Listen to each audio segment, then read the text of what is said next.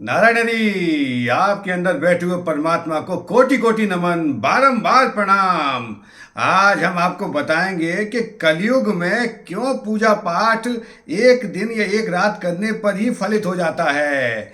क्योंकि शास्त्रों के अनुसार जब आप सतयुग था तो 10 वर्ष आप पूजा करते थे, तब उसका फल प्राप्त होता था। उसके बाद आया त्रेता युग। त्रेता युग में आप 1 वर्ष पूजा करते थे, तब उसका फल आपको प्राप्त होता था। और उसके बाद आया द्वापर युग। द्वापर युग में जो मनुष्य पूजा अर्चना करते थे, उन्हें 1 मास में आप उसका फल प्राप्त होता था। मगर ये है कलयुग। कलयुग में मात्र एक दिन एक रात करने पर ही पूजा का आपको फल प्राप्त हो जाता है। इसीलिए मैं आपसे कहता हूं कि जो भी आपका मन करे, जिसमें भी आपका जाप में मन करे, जा से जन्म और पा से पाप, जो जन्म जन्मांतर के पाप हैं वो जाप से नाश हो जाता है। जिसमें भी आपका मन रमता है, चाहे ओम नमः शिवाय में आपका मन रमता है, चाहे ओम नमो भगवते वासुदेवाय में कहता है, या जिसमें भी ओम ऐं ग्रीं क्लीं चामुंडाय विच्चे, आपका जिसमें भी मन रमता है, जिसमें भी आपका भाव प्रकट होता है, चाहे आपको कहने में राम, भगवान राम का नाम लेने पर, या भगवान कृष्ण का नाम लेने पर, या जय श्री श्याम कहने पर, जिसमें भी आपका मन रमता है उसका जाप करो। जा से जन्म और पा से पाप, उनका नाश हो जाएगा। जाप अवश्य करो। उसको बोलते कीर्तन, संकीर्तन। जैसे शंकर, सा से शंकर, का से कृष्ण, रा से राम, तीनों ही समाहित हैं, जो कण कण में व्याप्त है। आपके अंदर भी परमात्मा विराजमान है, जो बार बार मैं बोलता हूँ आपसे कि आपके अंदर जो आत्मा है बड़ी पवित्र है। क्योंकि आप सुनते हो, जो मनुष्य सुनता है और संकीर्तन करता है, भगवान का जाप करता है, जिसमें भी मन रमता है, जो भी आपको प्रिय लगे मन जाप करने में, क्योंकि वो आपके इष्ट हैं, वो आपको संकेत देते हैं। मैंने पहले भी बता रखा है, कुछ वीडियो में आपको बताया है कि जो आपके इष्ट हैं वो आपका मन रमेगा ही रमेगा। आप जिसका भी जाप करोगे वो आपका आनंद प्रदान करेगा। जिस जाप से आपको आनंद की अनुभूति होने लगे, समझ लो वही आपके इष्ट हैं। इष्ट यदि नहीं पता है तो उनकी ये अनुभूति है।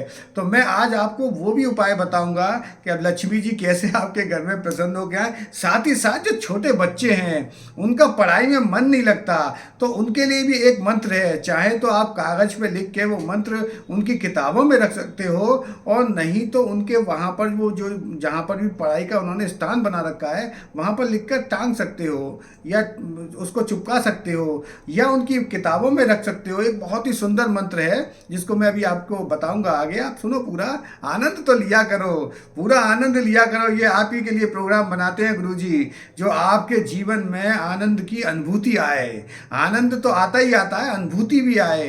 देखो, अनुभव तो शेयर कर दोगे आप, जैसे इस वीडियो को शेयर करोगे तो आपके जीवन में, जैसे पहले भी मैंने बता रखा है कि भला शब्द का उल्टा क्या है, भला शब्द का उल्टा है लाभ। जैसे ही आप इस वीडियो को शेयर करोगे, परमात्मा आपको लाभ देना प्रारंभ कर देगा।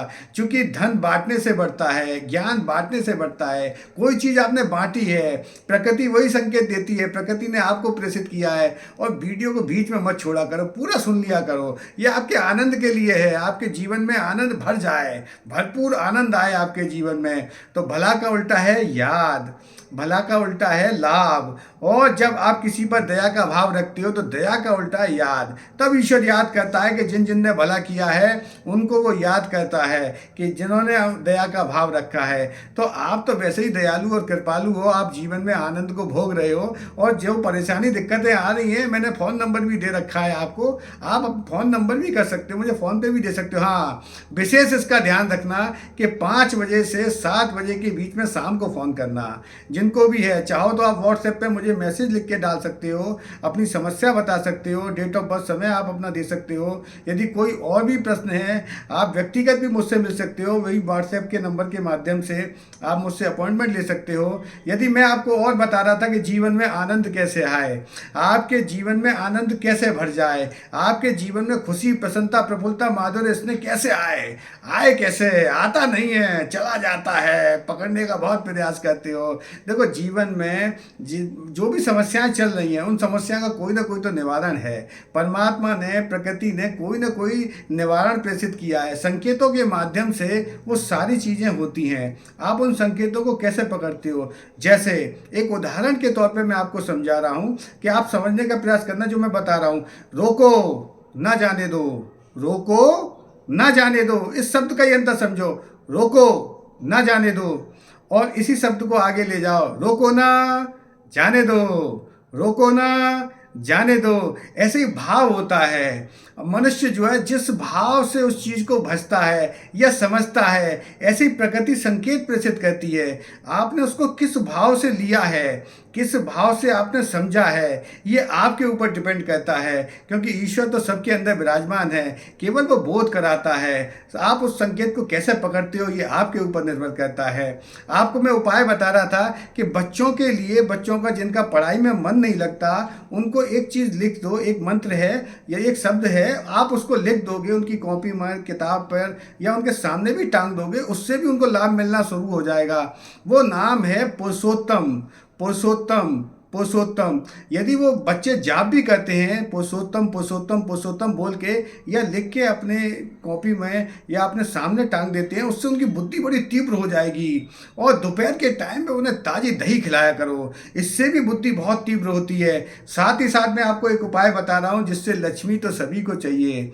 लक्ष्मी जी के लिए एक बहुत सुंदर और श्रेष्ठ उपाय है। आप अपने जीवन में, जैसे मैंने पहले भी आपको पूर्व के वीडियो में बता रखा है, कि घर को बिल्कुल क्लीन रखा करो, और खासकर अपनी किचन को। और ये किचन का ही उपाय है, किचन से ही रिलेटेड है। आपको करना क्या है, आपको 1.25 मीटर के करीब लगभग आपको काला कपड़ा लेना है, और काले कपड़े में आपको 5 चीज़ें बांध के रखनी है अपनी किचन में।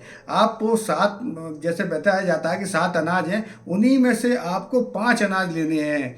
आपको 125 ग्राम लेनी है चने, 125 ग्राम लेनी है उड़द की काली दाल, 125 ग्राम लेनी है मूंग की हरी दाल, साबुत लेना, ये साबुत ही उड़द की दाल लेना। और 125 ग्राम में आपको लेनी है। 125 ग्राम लेनी है आपको चने की दाल, और 125 ग्राम एक आपको लेने हैं चावल। ये 5 चीज़ें काले कपड़े में बांध के अपने किचन में रख देना, कहीं ऊंची जगह जहाँ पर किसी की दृष्टि ना पड़े, आपकी वो छुपे हुए रखे हुए हैं। ये उपाय करके देखो, आपके घर में बरकत शुरू हो जाएगी, और किसी प्रकार की कोई रोग है, दुख है, पीड़ा है, संताप है, किसी को दवाई नहीं लग रही, वो दवाई भी लगना शुरू हो जाएगी। और अन्नपूर्णा माँ की आपके यहाँ कृपा हो जाएगी। अन्नपूर्णा माँ आपके यहाँ भर भर के आएंगी। आपके अंदर बैठे हुए परमात्मा को कोटि कोटि नमन। नारायण हरि, नारायण हरि, नारायण हरि।